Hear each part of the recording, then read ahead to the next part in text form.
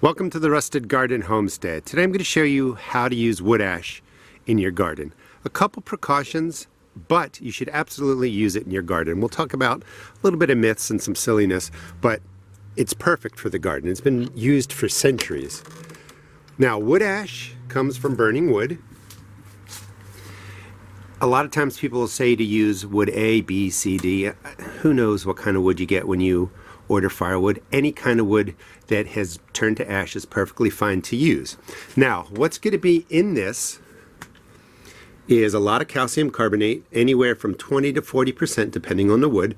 So this is very alkaline, so it can change the pH of your garden soil, but not in a permanent way.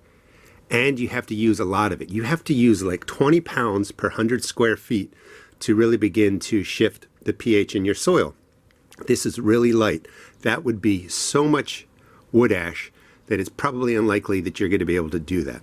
But let me show you how to use it in the garden in different ways, talk about what's in it, and if you're concerned about it, the best place to put it is right on your compost pile.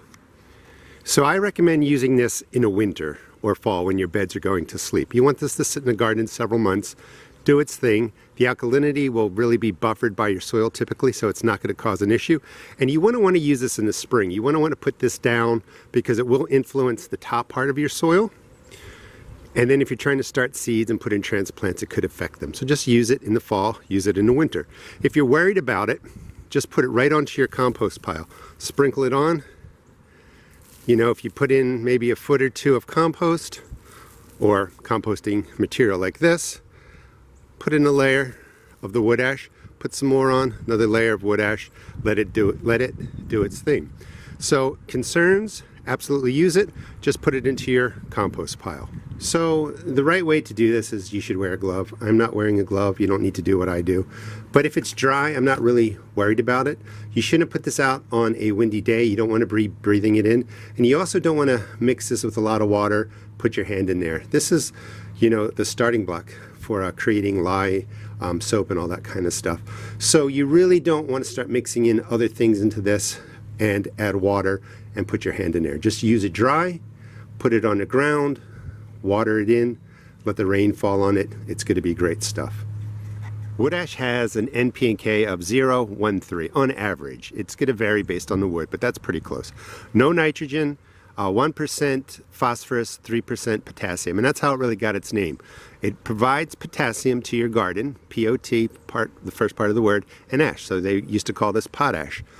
Now, remember I said it takes about 20 pounds to influence 100 square feet of earth, and that means really getting into the depth of the soil and influencing the pH. This bed is 8 feet by 4 feet, that's 32 square feet. That's about a third of 100 feet. So you would need about 6 or 7 pounds to really influence the pH here on a permanent level. That's not going to happen. So don't worry about that myth that you shouldn't use wood ash because it influences the pH too much. It's true if you use it in a certain way. So here's my bed that's going to sleep for the winter. Half done, I'm still growing stuff over there. You can just put down 1/8 of an inch, 1/4 of an inch all over the garden space that you want to put the wood ash. It mixes really quickly into the soil. You could wet it down when you're done if you want, or you could let rain fall on it. So you want to do this again in the winter, so this all gets incorporated into your earth, into your beds. So you wouldn't, just to make the point, you wouldn't put this down, say, in May, and then try and put seedlings in here, because you're going to have a higher pH in here because you've just put down all this wood ash, and it's going to impact how your plants germinate and all that kind of stuff. So definitely use this in the fall and winter. Spread it how you want, 1/4 of an inch. I've even read up to 1/2 an inch. That will set up your beds with some potassium. So just real quick, you'll hear, you know, don't use wood ash with potatoes. And that's kind of true. This is going to be where I'm going to grow my potato bed. It's going to be in this very large container. 4 or 5 months from now, potatoes will be going in there. A little bit of potash is fine. The issue is potatoes like more acidic soil. So if you overdo it with the wood ash or anything that changes the alkalinity, raises the pH, it may affect the potatoes. So again, stay safe.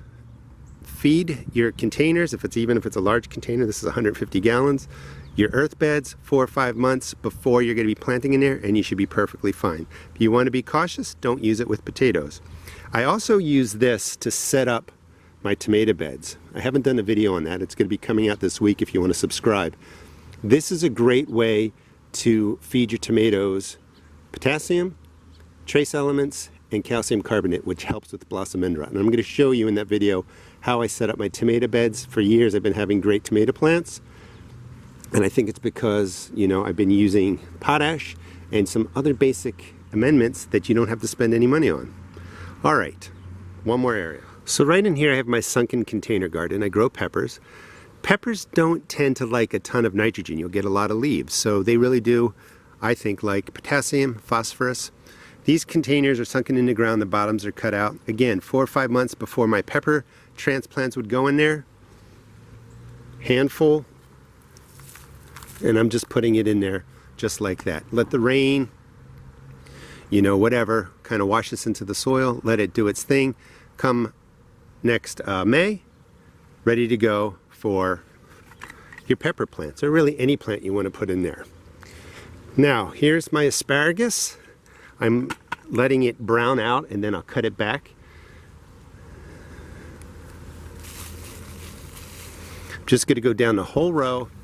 Don't overdo it. Just let the rain wash this into the whole area. Your asparagus will appreciate it. Don't be afraid to use potash in your garden. So here's the wood area. This is the wood that I burned basically. This is predominantly hardwood, different woods. I don't know everything that's in there. Don't know if you do.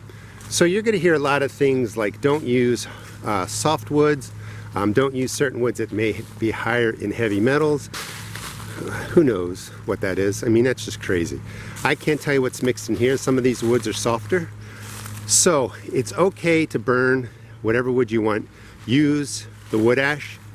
Yes, there may be some heavy metals in it when they do an analysis. When you're burning down all these trees, some of them have different heavy metals in there, but it's not at a concentration that you have to worry about at all. It's just there. It's really, really, really, really tiny.